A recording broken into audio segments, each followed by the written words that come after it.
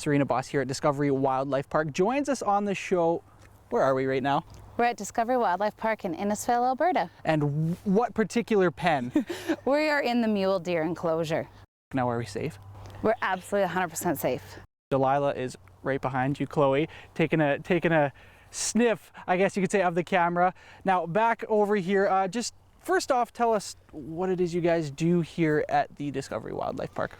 Our main focus is to provide homes for orphan wildlife. So 98% of the animals we have on the property are either orphans from Fish and Wildlife or from other animal facilities that have been shutting down. Our animals have become wonderful ambassadors for public because we are open to the public. So unfortunately the wild isn't necessarily the safest and most wonderful place anymore. So really truly using these animals to educate the public to hopefully make a difference for their wild relatives. The animals we have here, if we had not taken them, they would have either died in the wild or been euthanized. So even just in this enclosure, Delilah's been with us since she was a baby. She was bottle fed. She was an orphan. She was actually flown here from northern Alberta.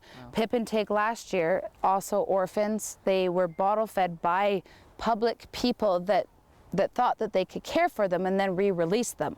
But with mule deer, if you do bottle feed them, you can't re-release them. It's just not something that's successful, especially if not done properly. Now, one of the cool things here is a lot of these animals are superstars. They're movie stars. They're famous. Can you tell us about that? Sure, I guess we may as well talk about the one we're in the enclosure with. So Delilah, our mule deer, has been in a TV series called Pet Heroes. So of course she's a suck, but she had to actually do an attack. And so we just trained her to jump up like a puppy dog. And then of course I was the stunt double. I would fall to the ground and act like it was painful and hurt. And of course she was just trying to give me kisses on my face.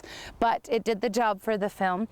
But lots of our animals have been all sorts of different film work, and we do really like to focus on, if we can, really getting out messages. Even like Michelle Oakley, the Yukon vet, did an episode here. We were really able to educate the public. That's Mr. Tig, just so you know. Hanna did an episode here as well, and that was really for educational purposes. So that's really nice when we can use the animals in that way. Reno is the oldest bear I'm working with. He is 21 years old this year. I've worked with him since I was very young. Gruff is a 3-year-old black bear that was an orphan from Fish and Wildlife. The hardest bear I've ever worked with, but it's like having another child. And you mean, and it truly is, to show how much it really is like having your own children and caring and the compassion. I've actually chose to be at an animal surgery over my own child's surgery because my children have my husband, they have a father, and you know, you have to weigh out if you have 2 children that have 2 procedures the same day. Well, 2 parents go in 2 different directions. Your secret's safe with us. Thank you so much for joining us. Plenty more go coming up after this.